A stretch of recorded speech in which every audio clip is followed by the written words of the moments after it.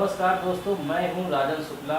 आप देख रहे हैं अपना मनपसंद YouTube channel F A TV India पर खास शो मेरी कहानी में आज जो फनकार चर्चा के लिए उपस्थित हैं। पिछला इंटरव्यू जो मैंने किया उसमें बेपनाह मोहब्बत की आपने।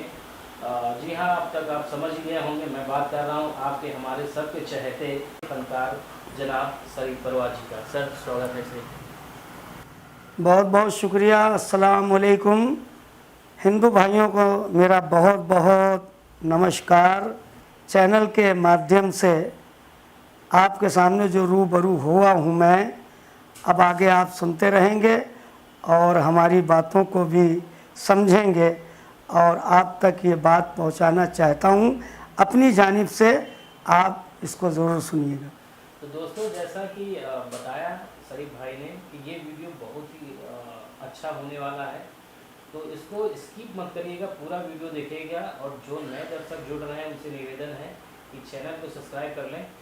शरीफ भाई, मेरा पहला आपसे सवाल है कि जो पिछला मैंने इंटरव्यू किया आपका, उसमें बहुत प्यार दिया दर्शकों ने। अदरवाइज़ कंट्री, अपना भारत तो छोड़ ही दीजिए, भारत से तो बेपनाह मोहब्बत मिली।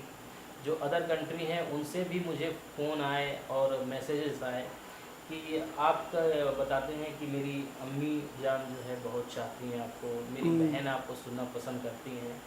तो किस प्रकार शुक्रिया अदा करना चाहेंगे दर्शकों का? मैं सभी भाइयों को बहुत बहुत एहसानमंद हूँ, हाथ जोड़कर शुक्रिया अदा करता हूँ सबका कि हमको इतनी मोहब्बत देते हैं।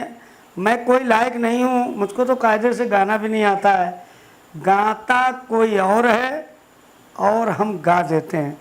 अब ये पता नहीं है कौन गवाता है, ये मेरे वारिस पाक का करम है। सब कुछ उन्हीं की बदौलत है, उन्हीं से मिला है। और ऐसा वली हमको मिला है कि मैं जिस वक्त उनका नाम लेता हूँ पूरी दुनिया की ऑडियंस मेरी आँखों के सामने आ जाती है, मेरी आँखों में समा जाती है और बहुत मोहब्बत करती है। मैं बहुत बहुत उनका शुक्रगुजार हूँ। अगर मैं भारत में पैदा हुआ और भारत में अगर पैदा हुआ हूँ तो नाम किसका होता है? शरीफ परवाज़ का तो बाद में, सबसे पहले मेरे हिंदुस्तान का नाम होता है। मैं एक हिंदुस्तानी हूँ और हिंदुस्तानी के नाते जो मैंने विदेशों में गाया, लोगों ने उसको सराहा, पसंद किया। तो ये हिंदुस्तान की खुशबू है, ये मिट्टी का असर है हिंदुस्तान की, जो मुझ में समाई और लोगों तक खुशबू मैंने पहुंचाई। क्या बात है, बहुत अच्छी बात बताई आपने। अच्छा, हम बातों का सिलसिला आगे बढ़ाएं, उससे पहले कुछ दर्शक कुछ सुनना चाहेंगे तो मैं इंशाअल्लाह ज़रूर सुनाऊंगा। शेर पर ख़ास तवज्जो चाहूँगा।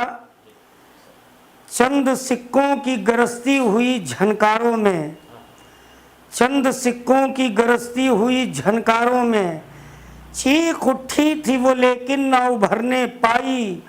हुस्न बिकता रहा जरदारों में, सिक्कों के अवज़ भर गई गोद मगर मांग ना भरने पाई। शेर ऐसे सुना रहा हूँ जो कभी आप लोगों ने सुने नहीं होंगे। रक्स करता हुआ हंसी ताऊस, ताऊस कहते हैं मोर को। रक्स माने नाचना। जब मोर नाचता है, अपने नाचने में मगन हो जाता है तो एक जगह से वो शर्मा जाता है। अगर वो अपने पैरों की तरफ देखता है, उसकी नज़र पड़ती है तो शर्मा जाता है। तो रक्स करता हुआ हंसी ताऊस पाँव को देख कर लजाता है, जैसे तन्हाई में तवाइफ को अपना किरदार याद आता है। बहुत बहुत सारे हमारे दर्शक जो नए जुड़ रहे हैं, उनकी एक ख्वाहिश थी कि फिर से हम कुछ चर्चा करें आपके जीवन की जी। क्योंकि पहले वीडियो में शायद दर्शकों ने ना देखा हो, तो इसकी शुरुआत कहाँ से हुई, कुछ थोड़ा सा दर्शकों को बताएं। शुरुआत यहाँ से हुई कि मेरी उम्र 9 साल की थी तो मैं मदरसे में पढ़ता था। मदरसे से पढ़ते पढ़ते तो उस मदरसे में कुछ जिन्नात वगैरह भी पढ़ाई करते थे, मगर वो इंसानों के रूप में थे। हमको पता नहीं चलता था कि ये इंसान हैं या मेरी हम शक्ल हैं, मगर वो पता ऐसा बाद में चला कि यहाँ जिन्नात भी पढ़ते हैं। तो एक दिन मैं पढ़ रहा था तो मेरी किरत अच्छी थी कलाम पाक की, और जब मैं पढ़ जाता था मेरे मौली साहब जो सुनते थे मुझको, तो मेरा वो आमुख्ता भी सुनते थे, तो मेरी वाइज उनको पसंद आती थी, तो बोलते थे बेटा कुछ लहजे में पढ़ो। तो मैं पढ़ता था लहजे में, तो लहजा मेरा बहुत अच्छा था, जो लोगों को पसंद आता था, और बच्चे जितने पढ़ते थे वही बैठ जाते थे।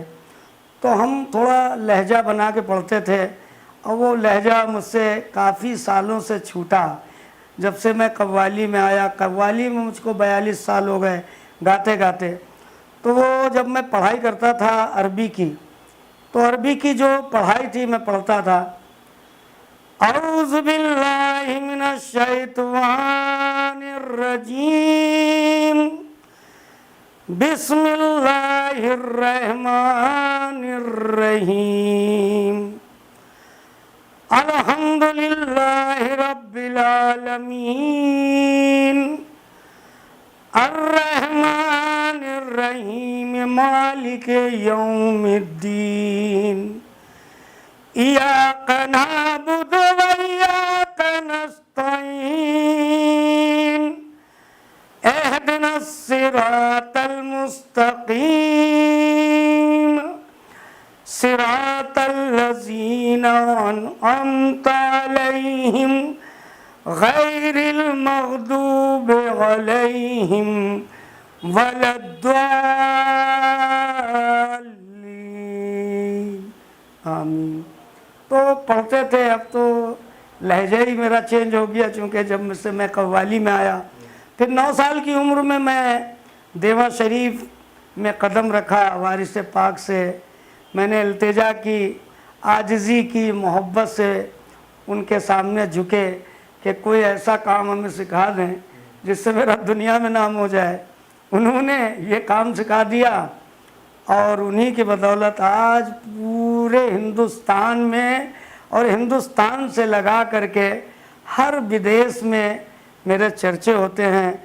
फिर जब से मैंने ये अपना चैनल ईजाद किया, शरीफ परवाज़ ऑफिशियल, इसमें आप लोग मेरे गाने, मेरी कव्वालियाँ, भजन और भी जो गज़लें वगैरह, वाक़यात और अच्छे से अच्छे कलाम मैं सुनाना चाहूँगा, अपने जनता के सामने रखूँगा, अपनी ऑडियंस के सामने रखूँगा, और यही कहूँगा कि मोहब्बत के साथ सुने और उसको दूर दूर तक शेयर करें तो बड़ी मेहरबानी होगी।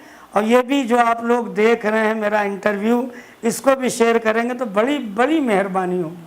अच्छा शरीफ भाई, आपने वो भी दौर देखा है, आज तो 4 व्हीलर में बैठे पहुंच गए, लेकिन आपने वो दौर देखा है जब 4 व्हीलर नहीं हुआ करते कव्वालों के पास, बहुत स्ट्रगल भरा जीवन रहा, कोई शायद प्रोग्राम कराए या ना कराए, बहुत कम प्रोग्राम भी हुआ करते, तो उस दौर की कुछ चर्चा। पहले भैया 4 पहिया चलता था, एम्बेसडर गाड़ियाँ चलती थी उस ज़माने में, फिर भी महंगा लगता था, 2 रुपये किलोमीटर, 1.5 रुपये किलोमीटर, ऐसे गाड़ियाँ चलती थी एम्बेसडर। तो कभी कभी हम चले जाते थे एम्बेसडर से, बहुत सालों के बाद बैठे। उससे पहले तो 9-9, 10-10 किलोमीटर पैदल हारमोनियम रख के फिर जाना, फिर उस गांव में जा कर के दिन में पहुंच गए, दोपहर में पहुंच गए, जो भी मिल गया चूनी भूसी खा लिया। उतनी वो शान शौकत का वो भी नहीं था कि मार लाइटें लगें तो ये लगे वो लगे, पता चला लालटेन जल टांग दी, कव्वाली हो रही है, तो गैस बत्ती लगा दी, कव्वाली हो रही है। तो एक माइक, उसमें प्रोग्राम, और 6 म्यूजिशियन, तबला, ढोलक, हारमोनियम, बैंजो, कोरस, किसी के पास माइक नहीं। एक माइक अगर हो भी गया तो 2 माइक हो गए, बस 2 माइक में या 1 माइक में पूरी कवरिंग हुई और कव्वाली होती थी। पैसे कितने, रात भर गाया, दिन में भी गाया मज़ार पे, कितने पैसे मिले, 300, 400, 250 ऐसे फीस हो गई थी उस टाइम पे। आजकल के जो फनकार हैं, जो नई उम्मत आई है, तो वो बहुत किस्मत वाले हैं, उनको हलवा मिला है, पेमेंट भी अच्छा, गाना भी माशाल्लाह सुभान अल्लाह, जो कुछ गा रहे हैं सब पास है, सब अच्छा है। वो किसका है या किसी का है या नहीं है, उनके मुंह से अच्छा लग रहा है, वो गा रहे हैं, पेमेंट भी ले रहे हैं, और अच्छी से अच्छी गाड़ी में बैठ के जा रहे हैं ज़रूर गाड़ी में बैठ के, मगर इतनी गाड़ी इजी हो गई, किराए की गाड़ी ले ली, अपने चले गए, तो जा कर के गा दिया, उनके लिए हलवा है। हमारे ऊपर जो मुसीबत पड़ी वो मैं बता रहा हूँ, और भी बेचारे जो फनकार पहले के थे, वो भी उन लोगों ने भी मुसीबत झेली हैं, बहुत पापड़ बेले, जब जो है उस मकाम पे पहुँचे। तो अल्लाह का एहसान ये है कि आज किसी चीज़ की परेशानी नहीं है। एक फ़ोन लगाओ गाड़ी हाजिर, एक फ़ोन लगाओ पार्टी हाजिर, एक फ़ोन लगा दो कस्टमर हाजिर। तो पहले वो ना फ़ोन था ना कुछ था भैया, कस्टमर आ जाता था, वो 100 रुपये एडवांस दे के चला गया, 50 रुपये दे के चला गया, उसी में गाना हो रहा। मगर आज शोहरत भरपूर है, आज कुछ भी कर दो, कुछ भी डाल दो, सब बढ़िया है, सब अच्छा है, अच्छा है, अच्छा है, जो अच्छा है वो सच्चा है।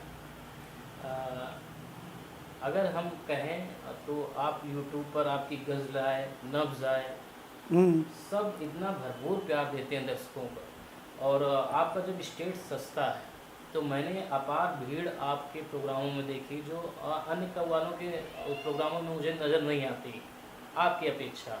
तो ये जादू की पुड़िया क्या है, थोड़ा सा बताइए। जादू की पुड़िया कुछ नहीं है, ये किसी का करम है। मैंने पहले बताया वारिस पाक का करम है।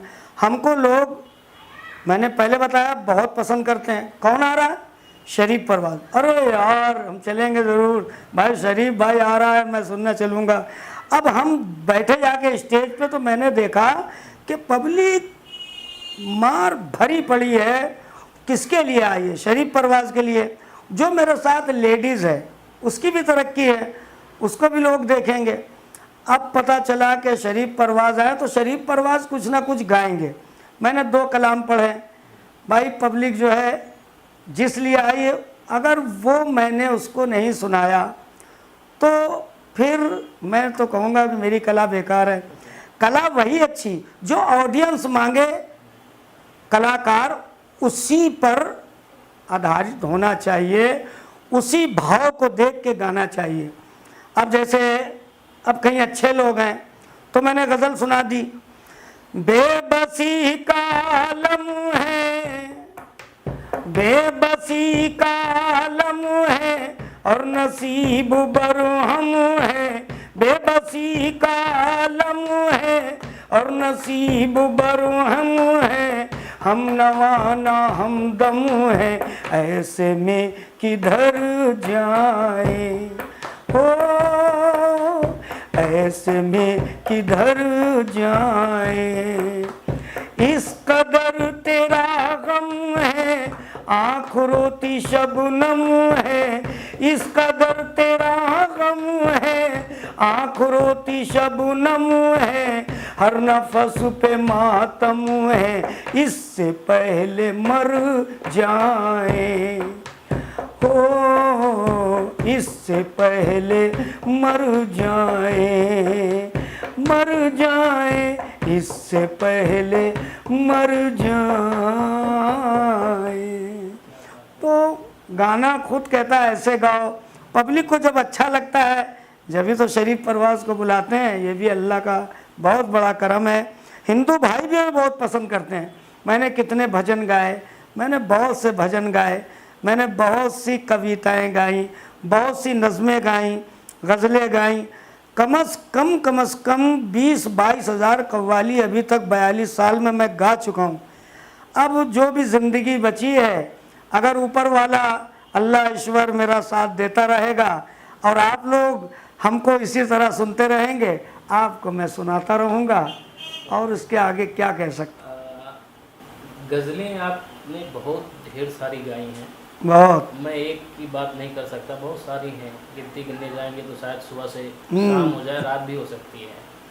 तो कोई एक गज़ल जो आपके बेहद करीब हो दिल के। करीब सभी होते, जो जो हमारे करीब है मैं दूसरों के करीब पहुंचा देता हूं कि भाई साहब सुन लीजिए, ये अच्छी गज़ल है, ये अच्छा आइटम है और इंशाल्लाह पसंद करेंगे।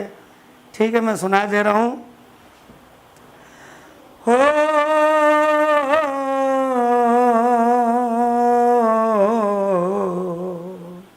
मोहब्बत की तड़प आग है दामन में हंसती के। मोहब्बत की तड़प एक आग है दामन में हंसती के, ना ये फूलों में मिलती है ना ये कलियों में मिलती है। अमीरों की तरफ गाहों में दर्द इश्क मत ढूंढो, गरीबों की सदा अजमेर की गलियों में मिलती है।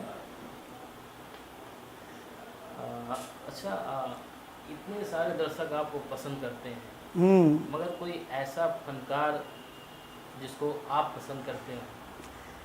जिसको हम पसंद करते हैं तो अब तो वो दुनिया में रहे नहीं, क्योंकि जो अच्छे लोग होते हैं अल्लाह ताला उनको पहले उठा लेता है।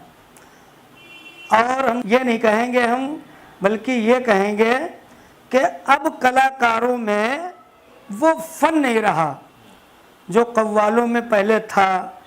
अब क्या है, अब कव्वाली एकदम लेटेस्ट हो गई है, चेंज हो गई है।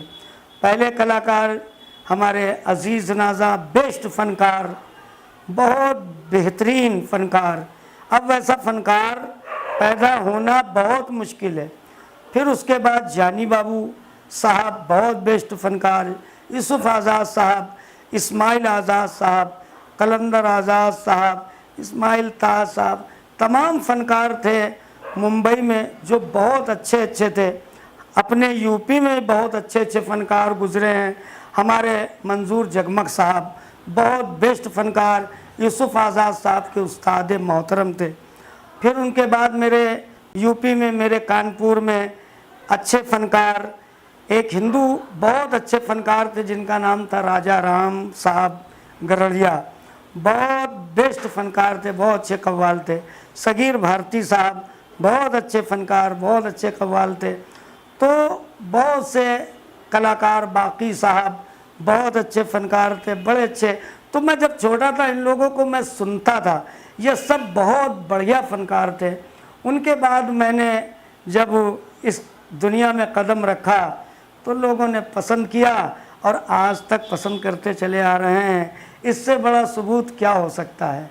अच्छा, जो आपने ये फील्ड सजा रखी है, आपने एक लेवल बना रखा है, हाँ, इस धरोहर को संभालने के लिए आपकी फैमिली से कौन आगे आ रहा है? कोई नहीं नहीं, मेरे बात तो कोई, मेरे घर में गाने आने का कोई माहौल नहीं है।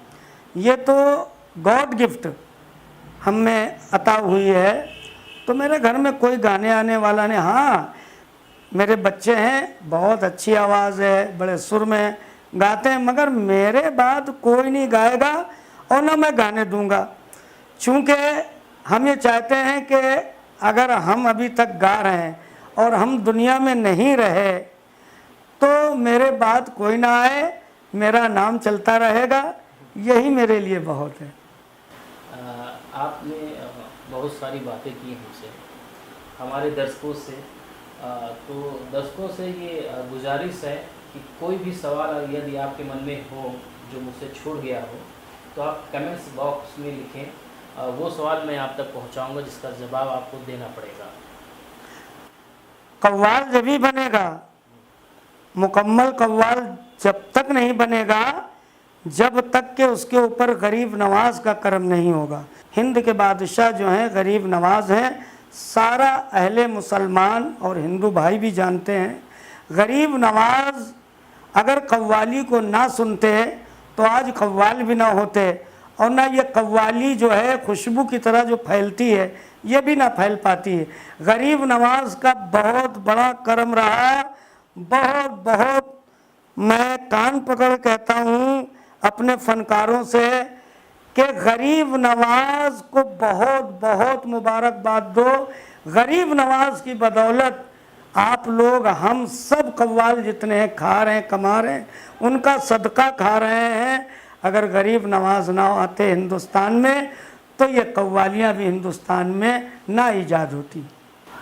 चलते चलते दर्शकों के लिए कुछ आशिकाना अंदाज हो जाए। हो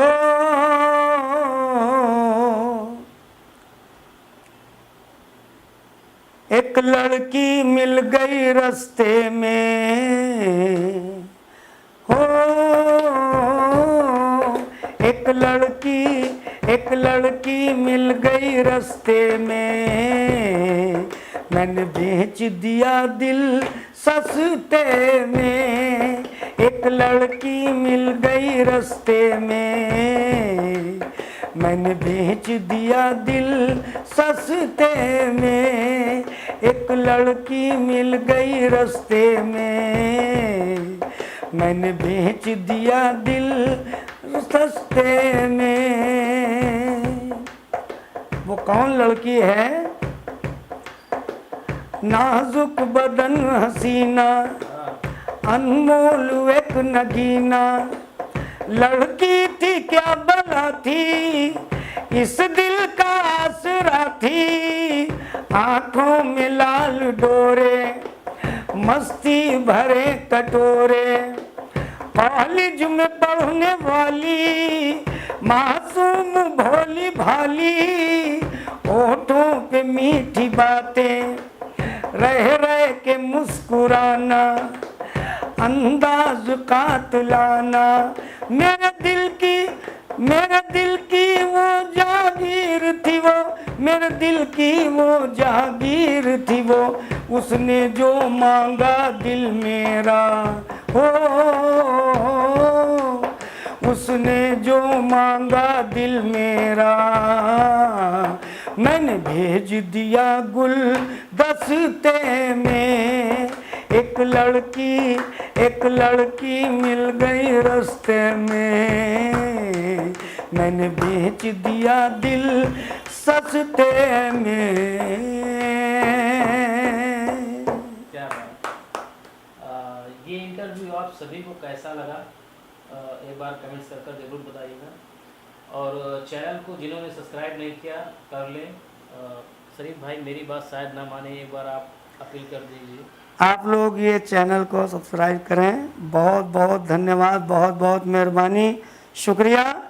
अगर जिनका ये चैनल है, अगर उनकी वजह से नहीं तो मेरी वजह से चैनल को सब्सक्राइब करिएगा, दूर दूर तक पहुंचा दीजिए। जो हमसे गलती हुई है उसकी मैं माजरत चाहता हूँ। बहुत बहुत शुक्रिया। अस्सलाम वालेकुम, खुदा हाफिज़, शब्बा खैर। शुक्रिया, आपने समय दिया हमारे साथ। बहुत बढ़िया, बहुत बढ़िया।